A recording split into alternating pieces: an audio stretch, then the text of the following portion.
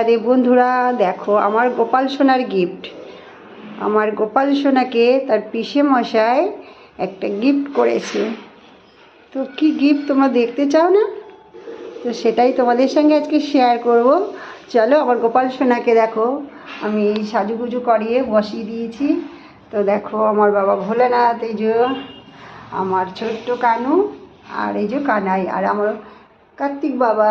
দেখো, তো চলো গিফটটা কি দেখিয়ে দিই তোমাদেরকে। আমি গোপাল সোনার সামনেই খুলবো, যেহেতু তোমরাও দেখবে, আমার গোপাল সোনাও দেখবে যে এটা কি গিফট আছে। চলো দেখাই।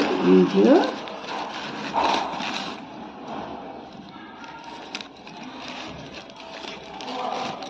এই দেখো,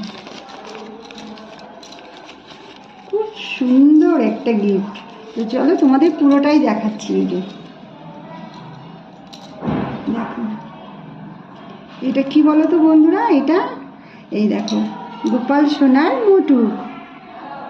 দেখো কীরকম হয়েছে, তোমরা অবশ্যই একটু কমেন্ট করে জানিও।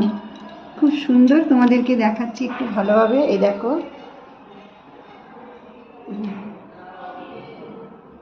অবশ্যই তোমরা জানাবে কেমন হয়েছে গিফটটা। মোটুক, চলো পরিয়ে দেখাই তোমাদেরকে। আপনাকে পরিয়ে আমি দেখাচ্ছি। এখনও এটার মধ্যে অনেক কিছুই একটু বাঁধতে হবে, তো আমি তোমাদেরকে এমনি একটু পরিয়ে দেখালাম।